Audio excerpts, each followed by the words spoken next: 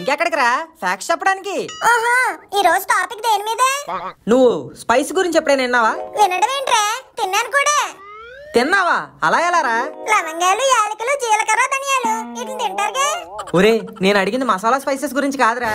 మరి స్పైస్ అంటే గూఢచారులు. ఓ గూఢచారా, అంటే మన అడవి ఫిష్. రోల్ అదే, కానీ అది రీలు. ఇప్పుడు నేను చెప్పబోయేది మాత్రం రియల్.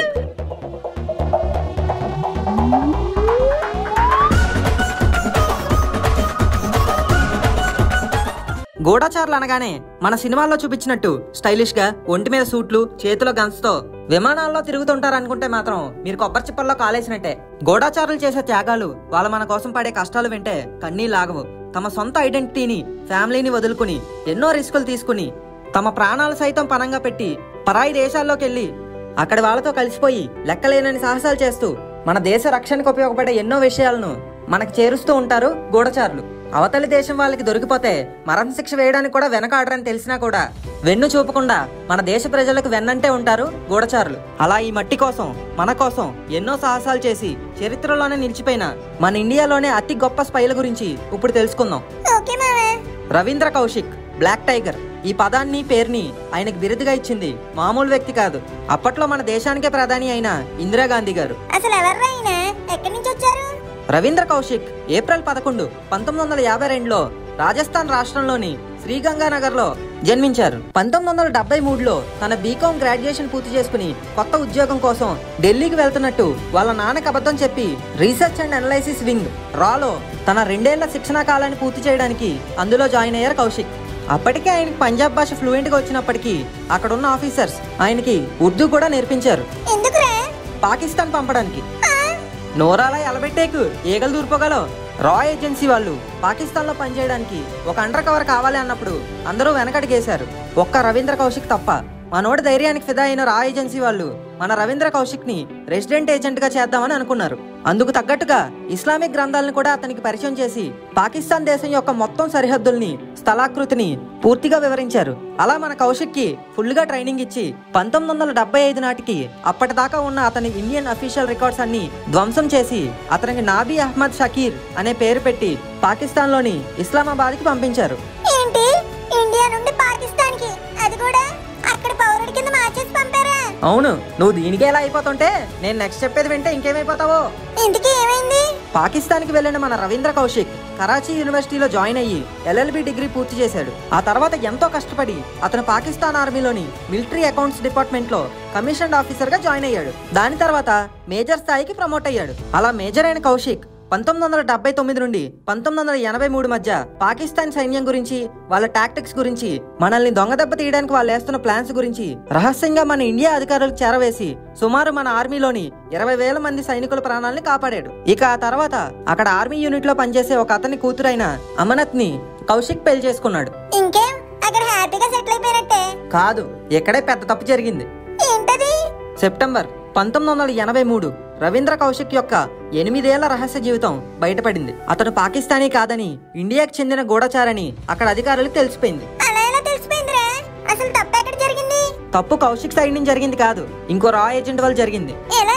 కౌశిక్ కి సహాయం చేస్తూ అతనితో సన్నిహితంగా ఉండడానికి ఇన్యత్ మసీహా అనే ఇంకో రహస్య ఏజెంట్ ని రా పాకిస్తాన్ కి పంపింది. అయితే అతను అనుకోకుండా పాకిస్తాన్ ఫోర్సెస్ అయిన counter intelligence bureau of Pakistan and inter service intelligence కి దొరికిపోయాడు. అతన్ని క్రూరంగా విచారించేటప్పటికి మన రవీంద్ర కౌశిక్ పేరు చెప్పేశాడు. అయితే కౌశిక్ దొరికిపోయినప్పటికీ పాకిస్తాన్ అధికారులు నానా రకాలుగా క్రూరంగా ఎంత హింసించినప్పటికీ మన భారతదేశానికి సంబంధించిన ఏ ఒక్క విషయాన్ని, రహస్యాన్ని వాళ్ళకి చెప్పలేదు కౌశిక్. అలా 2 ఏళ్లు చిత్రహింసలు అనుభవించిన కౌశిక్ కి 1985లో పాకిస్తాన్ కోర్టు మరణశిక్ష విధించింది. కానీ తర్వాత దాన్ని జీవిత ఖైదుగా మార్చింది. అలా జీవిత ఖైదుగా పాకిస్తాన్ లోని సైల్ కోట్, కోట్ లఖ్పట్, మెయిన్ వాలీ జైల్లో శిక్ష అనుభవించాడు కౌశిక్. అయితే ఇంత పెద్ద జైల్లో ఉన్నప్పటికీ వారికి తెలియకుండా 1/2 డజన్ దాకా లేఖలు రహస్యంగా తన కుటుంబానికి రాసి పంపాడు కౌశిక్.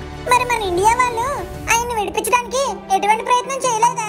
నేను గనక అమెరికన్ అయ్యుంటే ఈ జైలు నుంచి 3 రోజుల్లో బయటపడేవాడిని. తను మరణించే 3 రోజుల ముందు ఎంతో బాధతో రవీంద్ర కౌశిక్ అన్న మాటలివి. కొన్ని నివేదికల ప్రకారం రవీంద్ర సోదరుడైన రాజేశ్వర్నాథ్ అలానే అతని తల్లి అయిన అమలాదేవి అతన్ని విడుదల చేయించడానికి ఎన్నో ప్రయత్నాలు చేశారు. దాంతో పాటు ప్రభుత్వానికి ఎన్నో లేఖలు రాసి కౌశిక్ ప్రాణాలని కాపాడాల్సిందిగా అభ్యర్థించారు. కానీ తాము రాసిన ఏ లేఖకు కూడా సరైన సమాధానాన్ని కూడా ప్రభుత్వం వారు ఇవ్వలేదు.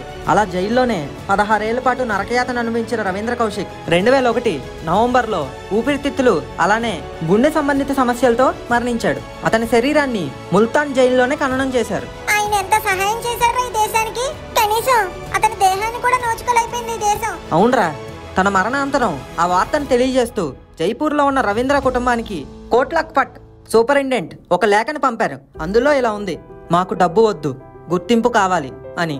రవీంద్ర కౌశిక్ అనే కాదు, ఆయన లాంటి ఎంతో మంది గూఢచారులు తమ చీకట్లో ఉంటూ మన జీవితాల్లో వెలుగు నింపుతున్నారు. డబ్బు కోసం కాకుండా దేశం కోసం పనిచేస్తూ తమ జీవితాలను సైతం తృణప్రాయంగా వదిలేస్తున్నారు. అవును మామే.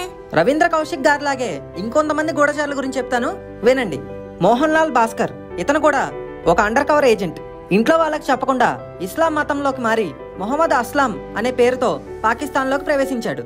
ఇండియన్ ఇంటెలిజెన్స్ ఏజెన్సీ అండ్ రాలో ఇతను పనిచేశాడు. మొదటిసారిగా 1967లో రాలో తన వర్క్ ని స్టార్ట్ చేశారు. కేవలం 1 సంవత్సరంలో 15 కంటే ఎక్కువ సార్లు పాకిస్తాన్ బోర్డర్ గుండా దొంగచాటుగా వెళ్లాడని చాలా మంది అంటుంటారు. 1968లో అక్కడ ప్రభుత్వం పాకిస్తాన్ లో ఉన్న ఇండియన్ స్పైలను పట్టుకోవడానికి ఏర్పాటు చేసిన కౌంటర్ ఇంటెలిజెన్స్ ఆపరేషన్ లో భాగంగా చేసిన వెతుకులాట్లో మన మోహన్ లాల్ భాస్కర్ పట్టుబడ్డారు. ఆ తర్వాత 1971లో సిమ్లా ఒప్పందంలో భాగంగా భాస్కర్ ని విడుదల చేయాలని ఇండియా పాకిస్తాన్లు అనుకున్నాయి. అయితే ఎన్నో అవాంతరాల అనంతరం 1974లో విడుదలయ్యి ఇండియాకి తిరిగి వచ్చారు మోహన్ లాల్ భాస్కర్. ఆ తర్వాత ఆయన ఇండియన్ స్పై ఇన్ పాకిస్తాన్ అనే నవల్ కూడా రాశాడు. అవును, ఇంకా నెక్స్ట్ మనం చెప్పుకోబోయే గూఢచారి కశ్మీర్ సింగ్. ఈయన స్పై అయ్యే ముందు మన ఇండియన్ ఆర్మీలో 4 సంవత్సరాల పాటు పనిచేశారు.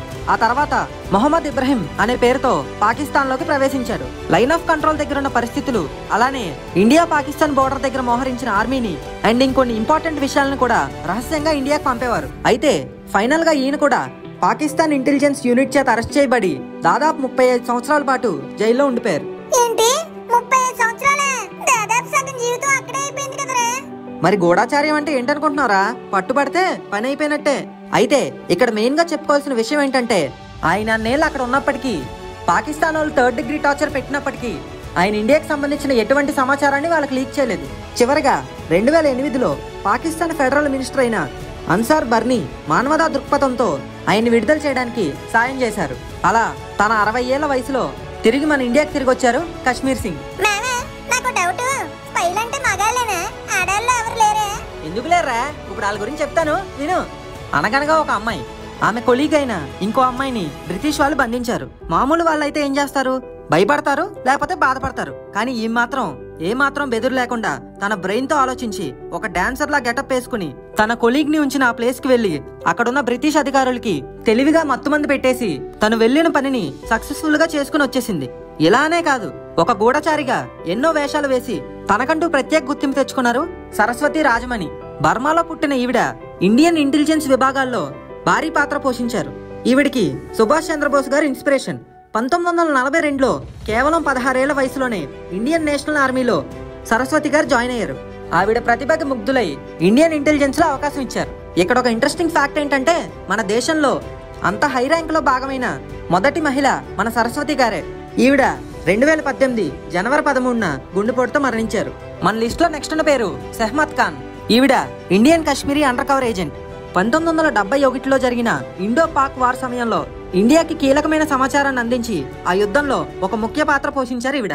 కశ్మీర్ లో ఉన్న ఒక టాప్ బిజినెస్ మ్యాన్ కి కూతురైన ఈమెకి పాకిస్తానీ ఆర్మీ అధికారితో పెళ్లైంది. ఆమె కేవలం ఇండియన్ ఇంటెలిజెన్స్ కి ఫెసిలిటేటర్ గా మాత్రమే పనిచేస్తుంది.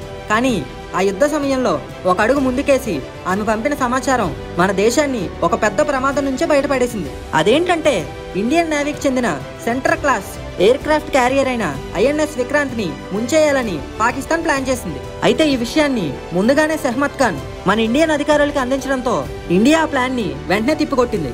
అలా తన ధైర్య సాహసాలతో మన దేశానికి ఎంతో సాయం చేశారు సెహ్మత్ ఖాన్. ఇక్కడ ఇంకో ఇంట్రెస్టింగ్ ఫ్యాక్ట్ ఏంటంటే ఈమె తన కొడుకును కూడా భారత సైన్యంలో చేర్చిందంట. బాలీవుడ్ లో ఆలియా భట్ హీరోయిన్ గా వచ్చిన రాజీ సినిమా ఈవిడ కథ ఆధారంగానే తీశారు. అవునరే, పాస్ట్ లో జరిగిన అప్పుడు సర్వీస్ చేసిన వాళ్ళ గురించి చెప్తున్నావు. మరి రీసెంట్ గా ఉన్న వాళ్ళు ఎవరు లేరా? ఎందుకు లేరు? అజిత్ దోవల్, ఈ పేరు విన్నావా? రీసెంట్ గా ఏదో న్యూస్ లో విన్నట్టు గుర్తురా. ఈయన మన దేశ జాతీయ భద్రతా సలహాదారులు. అయితే అంతకు ముందు ఈయన కూడా ఒక సీక్రెట్ ఏజెంట్ అంటే ఇలాంటి ఏజెంట్ కాదు. ఈయన పేరు వింటే శత్రువుల వెన్నులో వణుకు పుట్టేది. ఇతన్ని ఇండియన్ జేమ్స్ బాండ్ అని కూడా అంటారు. అజిత్ దోవల్ 1967లో ఆగ్రా యూనివర్సిటీ నుంచి గ్రాడ్యుయేట్ అయ్యారు. ఆ తర్వాత ఐపీఎస్ ట్రైనింగ్ తీసుకున్నారు. అది పూర్తవగానే పంజాబ్ అండ్ మిజోరాం లాంటి హై టెన్షన్ ప్రాంతాల్లో యాంటీ టెర్రరిస్ట్ ఆపరేషన్స్ కి నాయకత్వం వహించారు. అయితే పాకిస్తాన్ లో సీక్రెట్ ఏజెంట్ గా అతను వర్క్ చేయడం హైలైట్. పాకిస్తానీ ముస్లిం గా లాహోర్ లో జీవిస్తూ పాకిస్తాన్ ఇంటెలిజెన్స్ అండ్ ఐఎస్ఐ యొక్క సీక్రెట్స్ ని, మెయిన్ ఇన్ఫర్మేషన్ ని ఇండియాకి చేరవేశారు అజిత్ దోవల్. అలా 7 ఏళ్ల పాటు పాకిస్తాన్ లో ఉండి ఆ తర్వాత అక్కడే 6 ఏళ్ల పాటు భారత హై కమిషనర్ గా నియమింపబడ్డారు. ఆ తర్వాత ఇంకా ఆయన ఇండియాకి తిరిగి వచ్చేశారు. ఆయనకున్న అపారమైన నైపుణ్యానికి, తెలివితేటలకి కేంద్ర ప్రభుత్వం ఆయన్ని జాతీయ భద్రతా సలహాదారిగా నియమించింది. ఆయన టాలెంట్ కి కీర్తి చక్ర లాంటి ఎన్నో అవార్డులు కూడా లభించాయి. ఇవన్నీ ఏంటంటే జ్యూస్ పంప్స్ వస్తున్నాయిరా. ఒరే, అవి జ్యూస్ పంప్స్ కొలాయి పంప్స్ కాదురా, గూస్ పంప్స్. ఏదోట్లే, ఈ రోజు టాపిక్ అయితే నాకు పిచ్చిగా నచ్చేసింది. మన ముక్కుగాడ్లాగే మీకు కూడా ఈ వీడియో నచ్చినట్టయితే ఇప్పుడే లైక్, షేర్ అండ్ కామెంట్ చేసేయండి. అలాగే మన ఫన్మోజీ ఫ్యాక్ట్స్ ఛానల్ ని సబ్స్క్రైబ్ చేసుకుని కింద ఉన్న గంటను కొట్టడం మాత్రం మర్చిపోకండి.